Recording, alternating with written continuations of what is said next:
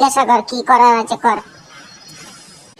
आज दूध का दूध पानी का पानी दोनों एक साथ मिल হয়ে যাবে।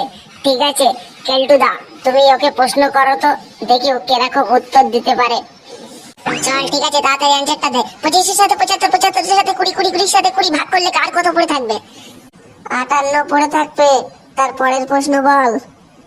বল 47 এর সাথে যোগ করে 91 এর সাথে ভাগ করে রাত দিয়ে যোগ করলে কার কত পড়ে থাকবে? 17.18 পড়ে থাকবে। পরের প্রশ্ন বল। খেলাটা তো ইন্টারেস্টিং বটে, ইন্টারেস্টিংও জটে, খেলাটা তো খুব তো জটিল গেল, ভালো করে বলি। লে কর, কি আর প্রশ্ন আছে তোদের কাছে? লে প্রশ্নগুলি কর আমাকে। বল এবার তুই বল। এক কিলো 1200 টাকা নিয়ে বাজারে গেল, 247 টাকা দিয়ে বাজার করলো, একটি মাছ কিলো 219 টাকা, সে লোকটি রাস্তায় কুড়িয়ে পেল 70 টাকা, তাহলে তার কাছে আর কত আছে বল? এ তো একটা সিম্পল প্রশ্ন। সে লোকটি 575 টাকা বাড়িতে নিয়ে আসলো। তুই ওকে কেন বলতো এত সহজ সহজ প্রশ্ন করছিস? একটু নাসাই ছেলেদের মতো এরকম প্রশ্ন করছিস কেন? এতে একটু নাসাই ছেলেরাও এরকম উত্তর দিয়ে দেবে। একটু কঠিন কঠিন প্রশ্ন কর। আমি তো এই কোশ্চেন গুলো আমি জানি, এছাড়া বেশি কিছু তো আমি তো আর জানি না। ইংরেজিতে প্রশ্ন কর ওকে। তুই ওকে ইংলিশে প্রশ্ন কর, ম্যাথে খুব বুদ্ধিমান জানিস, তুই এবার ওকে ইংলিশে প্রশ্ন কর। চল বল্টু, আমার প্রশ্নের অ্যান্সার দেওয়ার জন্য প্রস্তুতি নে। কি প্রশ্ন করবি কর, তোর মনের ইচ্ছাটা পূর্ণ করে নে।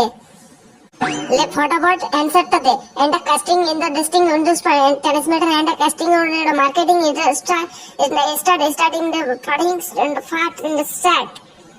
ले বল্টু এবারে তাড়াতাড়ি आंसरটা দে। আমার বেলা সহজ সহজ প্রশ্নকে খুব তো তাড়াতাড়ি ভালোভাবে উত্তর দিয়েছিলি, এবারে आंसरটি দে। শালাটা কনফিউজ হয়ে গেছে বটে, শালাটা 7 জন্মেও এরকম কোশ্চেন শুনিনি বটে। কি হলো, ফটাফট आंसर দে, তোর মুখ বন্ধ হয়ে গেল কেন? আরে তুই কি জিজ্ঞাসা করলি সেটা তুই বল। দেখ কেলটু, দেখ মদন দা, দেখ খোঁজকে, তোরা বলিস ও টপারম্যান, দেখ এমন প্রশ্ন করেছি ও প্রশ্নটা ভালোভাবে বুঝতে পারলো না, তাহলে অ্যান্সারটাও দেবে কিভাবে? তোরা ওকে টপারম্যান বলে ডাকিস না। দেখ টপারম্যানের কি অবস্থা হলো আজকে। আচ্ছা ঠিক আছে, তুই যে আমাকে প্রশ্নটা করলি, তুই আমাকে কি জিজ্ঞাসা করার জন্য প্রশ্নটা করলি সেটা আমাকে আগে বল। তোর উত্তরটাও কি আমি বলে দেবো? তুই বলিস আমি হলাম টপার, আমি হলাম স্টুডেন্ট, সবচেয়ে ভালো স্টুডেন্ট, আমি লেখাপড়া করে আসি। তুই যদি প্রশ্নটা দিয়ে না বুঝতে পারিস তাহলে অ্যান্সারটা কিভাবে দিবি? তুই অ্যান্সারটা দে ভালোভাবে।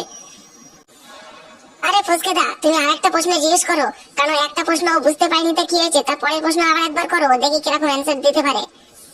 বেশ কেলটু, তোর কথা থাক, আর একটা প্রশ্ন আমি করছি। আমার পেস্টিকে বলছে যে ও আর উত্তর দিতে পারবে না, প্রশ্নটাও বুঝতে পারবে না, তাহলে কি করে উত্তর দেবে? ঠিক আছে, তাহলে আমি আরেকটা বার ওকে সুযোগ দিচ্ছি।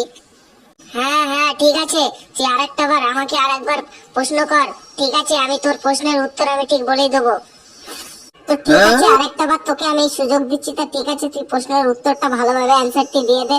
কাম the back to student the hospital the oxygen the student bus student the bus में जब बहुत दूर में जाता है तो अमेरिका में दार्जिलिंग में उधर से दार्जिलिंग पहाड़ में जाता है।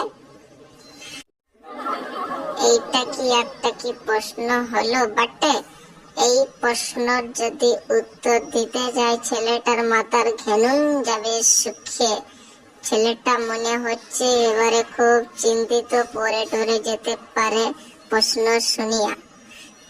কিরে বল্টু বল এবারে জানতাম তুইও এই প্রশ্নের উত্তর দিতে পারবি না। আরে ভাই তুই কি বলতে চাচ্ছিস ভালো করে বল, তুই কি এমন বলছিস আমি কিছুই তো বুঝতে পারছি না। দেখলে মদন দা, 1 মিনিটে ওকে খেল খতম করে দিলাম। ও বড় স্টাইল, ও স্টেটমেন্ট দেখায় বড়, ওই 1 মিনিটে ওকে খেল খতম করে দিয়েছি।